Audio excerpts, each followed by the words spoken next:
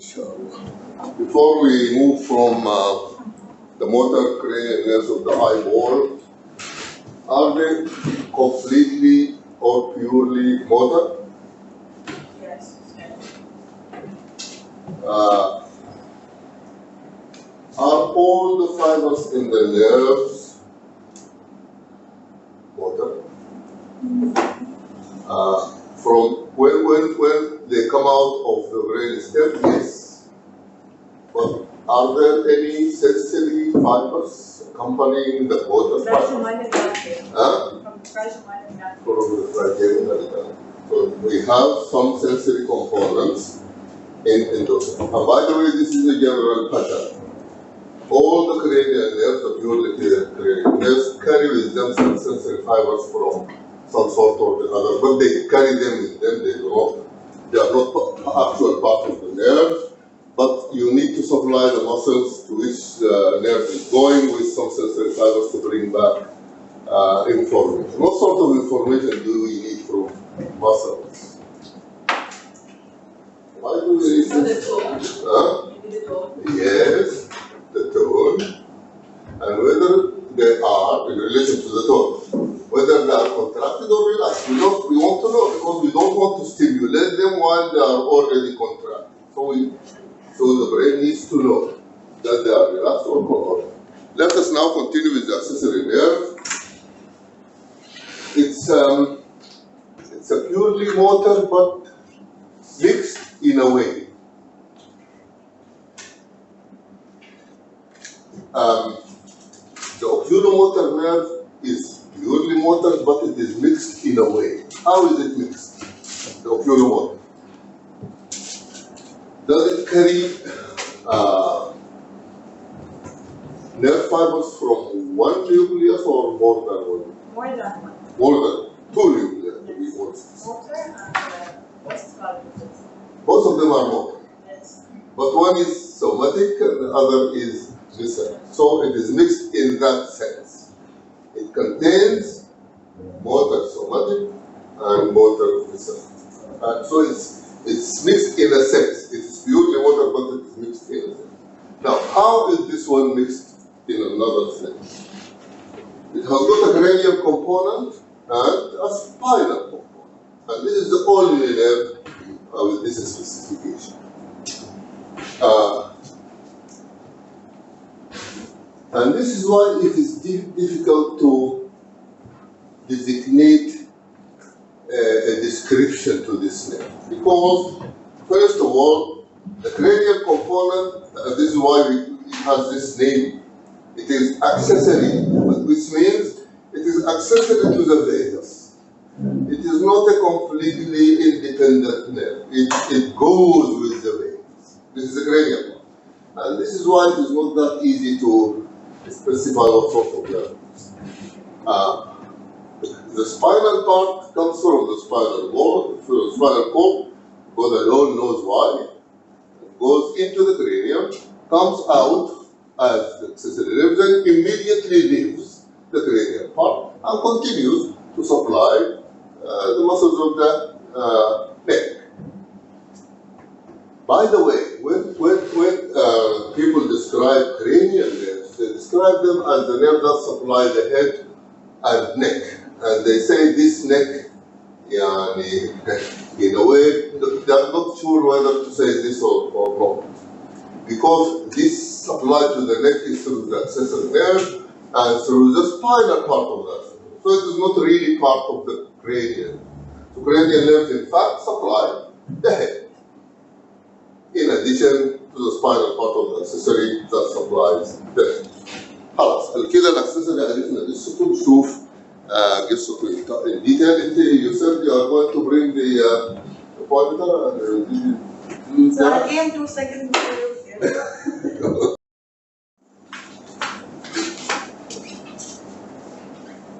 We were supposed to discuss 9 and 10 before 11 because it has got things in common with 9 and 10. But we will discuss these common things when we discuss 9 and 10. We will go straight to what sort of nucleus for the cranial nerve and where do the spinal spinal ones come from. So, accessory nerve has got a motor, it's a motor nerve with cranial and spinal components or parts, and it has got a cranial root. This comes from a nucleus known as the nucleus ambiguous. And why I said we need to discuss this with 9 and 10, because what does the meaning of ambiguous? Uncertain. Huh? Uncertain. Uncertain or vague, you don't know, you are not quite sure. They didn't know what was the function of this nucleus, they called it the nucleus ambiguous. Then later on, it was found to be the source for accessory nerve and the vagus. Why the vagus nerve is called the vagus nerve? Because they didn't know the nature, where this nerve is going, because it is the only cranial nerve that passes the head. Because all cranial nerves, other cranial nerves are confined to the head. But the vagus supplies the head, then the neck, then the thorax, then the abdomen. So it's a vague nerve. It is quite different from it. So this is, they call the nerve the vagus nerve, and they call the nucleus the ambiguous nucleus. At that time they didn't understand. What is this? So it is the nucleus ambiguous, and this nucleus ambiguous is motor for the muscles of the soft palate, the pharynx, and the larynx. Later on when we discuss the vagus, same place is supplied by the vagus. So it is accessory to the vagus. Now, remember the special visceral efferent? Can somebody describe to me what is this special? What is the special about it? Is it visceral or not? Because pharynx and larynx are visceral. But the muscles themselves, pharyngeal muscles and laryngeal muscles, Branchial motor and action. Branchial motor and action.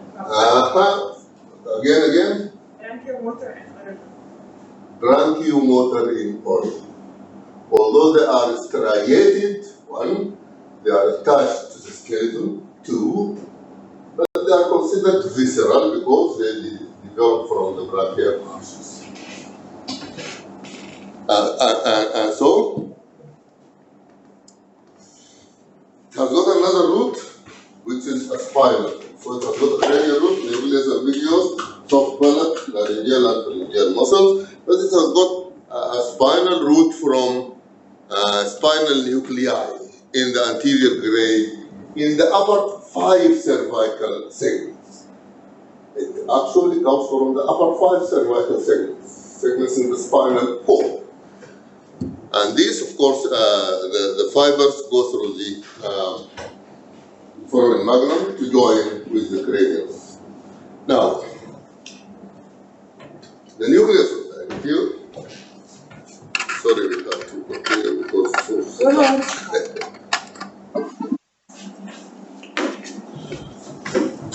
when we go back to the nucleus ambiguous, like the vagus and glossopharyngeal, it's bilateral supply. Bilateral, it receives input from both sides, both cortices. And this is good because if there is a problem on the right side, problem, the left side will take over and the accessory nerve will be okay. And also the glossopharyngeal and also the vagus, they receive bilateral input from the cortex, from the cerebellum. You see, the spinal supplies 2 muscles, the trapezius and the sternocleidomastoid.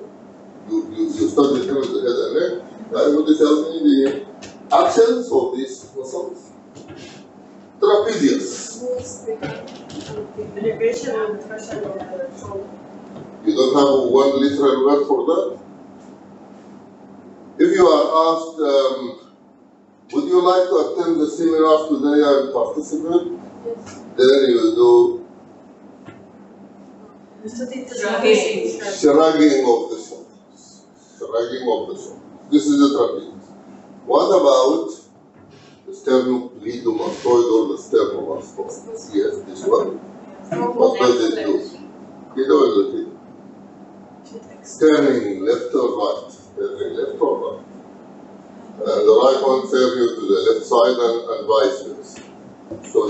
two muscles are supplied by the spinal part of the ancestral.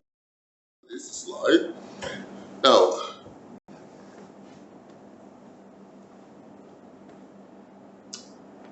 this is the special viscera, you see?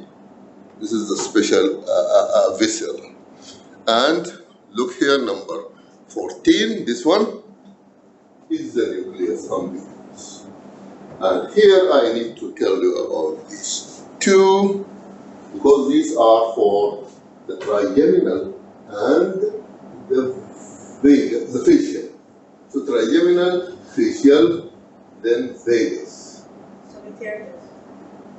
No, I'm talking about the motor. So these are the nerves that supply the branchial muscles. This is for the palate, the ambiguous, the palate, the larynx, and the pharynx. These for the muscles of facial expression, facial nerve. And this is for the trigeminal nerve, the mandibular division, muscles of mastication.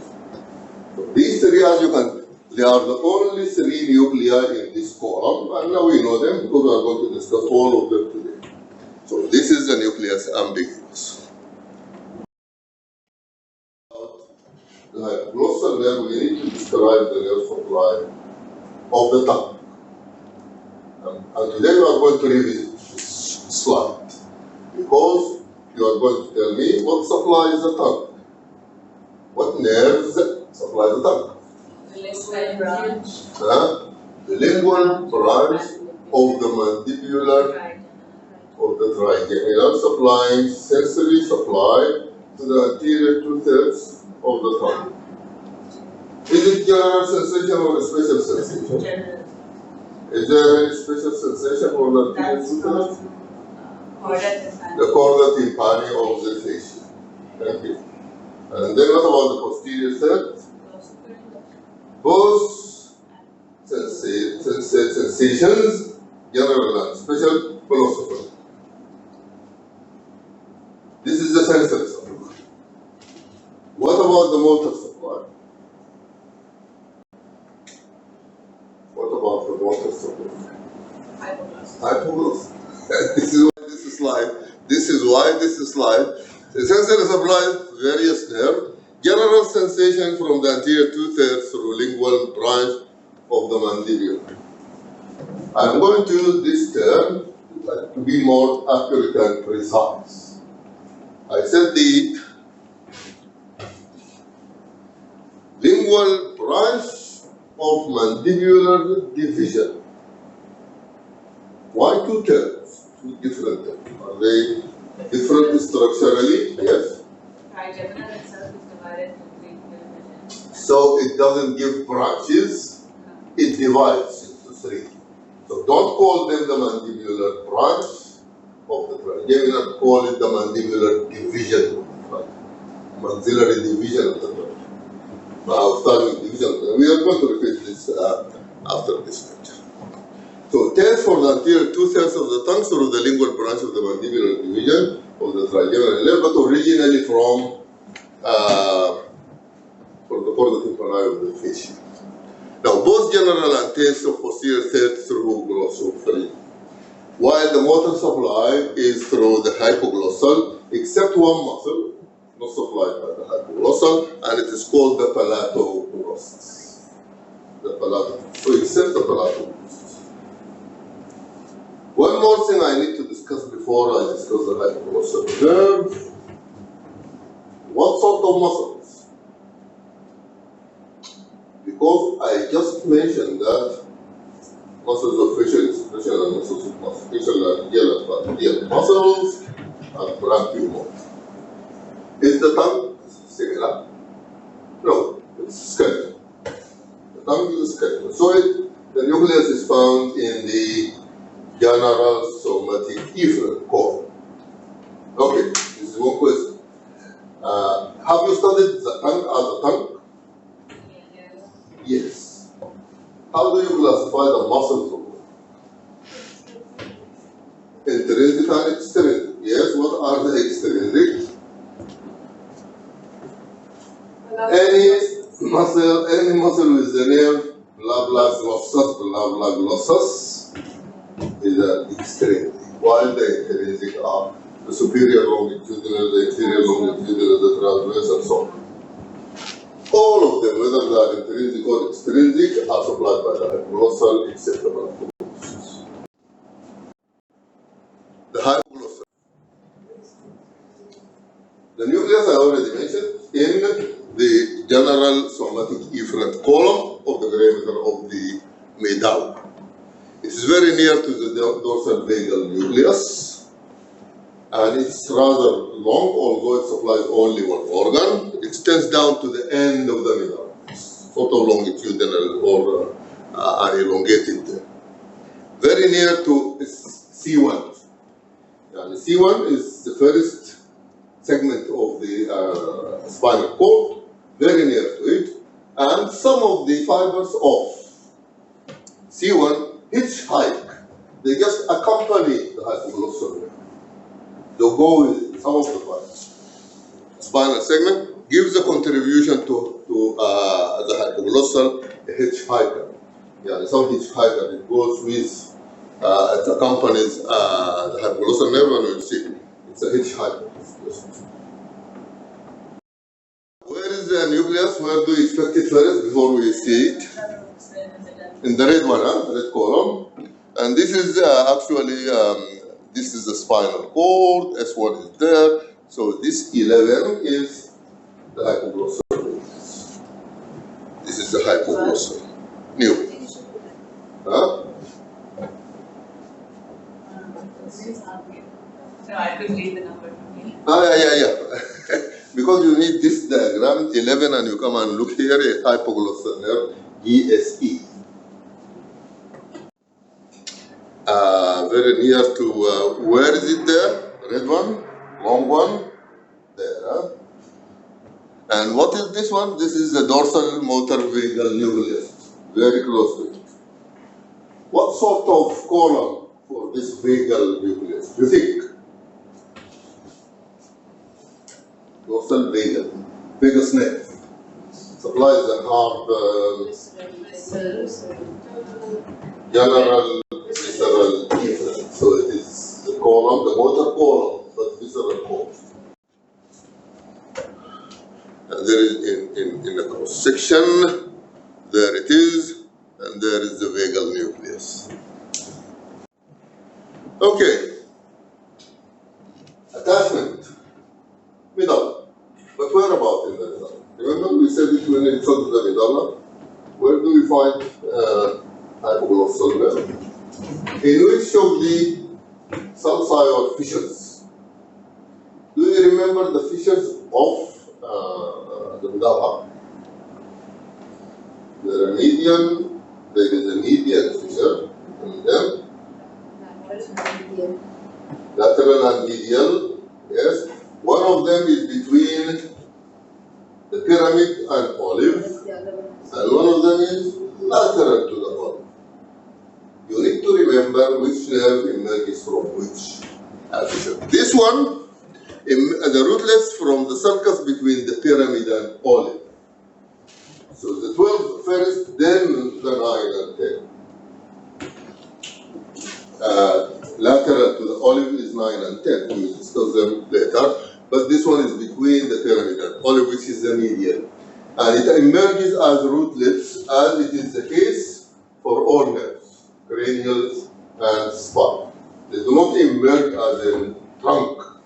They emerge as rootlets. Maybe the only exception is the trigeminal. You see it as a trunk from the beginning, but it also starts as rootlets. So it emerges as rootlets to form the trunk. Then it forms the trunk of the hypoglossal. Then this descends to exit through a foramen in the floor of the cranial cavity, and it's called the hypoglossal canal. It exits through the hypoglossal canal. Now, some fibers, I already mentioned, the hitchhikers from C1, ascend through the foramen magnum and join the trunk of the nerve. And then the nerve together with, this hitchhiker is known as the descendens hypoglossi. Descendens hypoglossi, because it descends from the hypoglossal nerve later on. And then it joins something called the descendants services, both of them make a nerve. A nerve like, I will mention this Can you again. repeat? Huh? The fibers from C1 accompany the hypoglossal nerve, and as the hypoglossal nerve exits through the hypoglossal canal, they leave. When they leave, they are known as the descendants hypoglossal. They descend from the hypoglossal. There are more fibers called the descendants cervices, descendants of the neck, descendants of the cervical spinal cord, and they join together to make a loop. And we will discuss the loop later. Okay. Hypoglossal nucleus, all of them rootlets between the olive and pyramid, and then this is the hypoglossal nerve through the hypoglossal canal. And these are the muscles supplied. You don't need to mention them like that. All the muscles, intrinsic, extrinsic. Now, where it is here, this is very important. This is the pyramid, and this is the olive and the rootlets in the sulcus, and they make the hypoglossal nerve. This is a real thing, and there it is between these two. Now, this is the ventral roots of C1. They will accompany later. Side view, hypoglossal nerve, a real thing, and this is how it exits through the hypoglossal canal.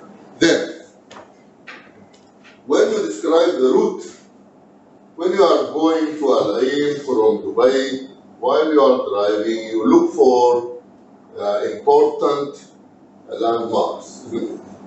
So, what you are looking for during the course of any nerve, does it pass near anything that might affect the function of the nerve, whether in a normal situation or in a pathological situation?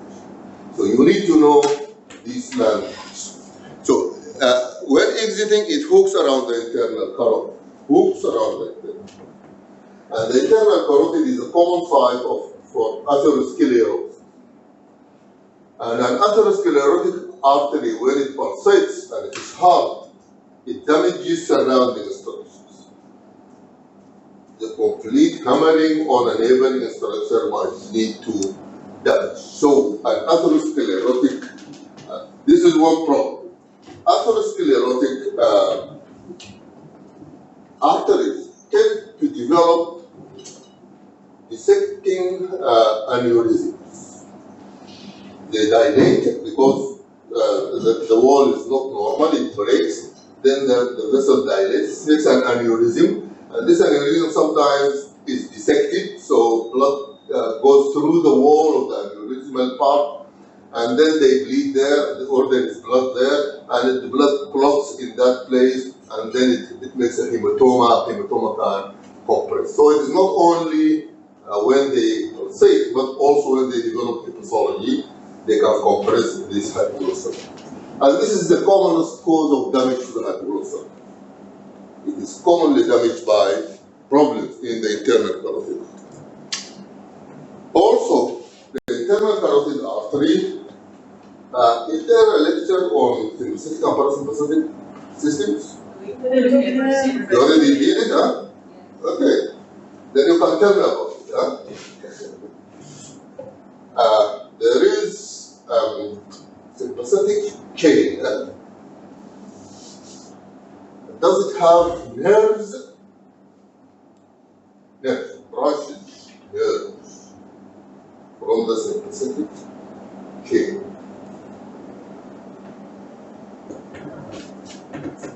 Named nerves, named branches. Anyhow, I need to tell you about one of them. Remember, there are ganglia, sympathetic ganglia. In the neck, we have inferior, middle, and superior sympathetic ganglia, but sometimes you only have a superior, the inferior and middle fuse together and make a stellate ganglion, and they fuse with the upper cervical one to make a stellate ganglion, star-like ganglion, or the cervicothoracic ganglion. If the inferior with the first cervical, it is the cervicothoracic. If it is medial, inferior, and the first cervical, then it is a sternital, a stellate. Now, the superior is concerned with the sympathetic supply of the head. And how does that happen? A nerve emerges from the upper end of the gland. It's a nerve. All the axons, preganglionic fibers, come out of the upper end of the cervical ganglion and is known as the carotid nerve. It is known as the carotid nerve. This carotid nerve breaks around the internal carotid artery, or the common carotid artery, then the internal carotid artery, making a carotid plexus. From that carotid plexus, fibers accompany any nerve that pass by. When a nerve passes by this plexus, some of the fibers hitchhike on that nerve to reach wherever that nerve is going. So the hypoglossal nerve carries with it sympathetic fibers. And now you know where do these sympathetic fibers come from. They come from the carotid plexus, which is the result of the breaking down of the carotid nerve that emerges from the superior end of the superior cervical ganglion. Now, the nerve enters the tongue through its inferior surface. So it doesn't enter it from the side or from above. It comes through the inferior surface and enters the tongue, supplying all intrinsic and extrinsic muscles of the tongue except the palatoglossus. The palatoglossus is supplied by the pharyngeal plexus. And the pharyngeal plexus is made of fibers from the vagus and accessory,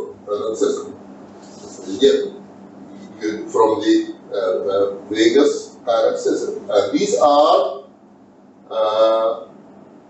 visceral, rather than general visceral fibers or different fibers. So remember this pharyngeal plexus is some sort of parasympathetic. It supplies the palatoglossal.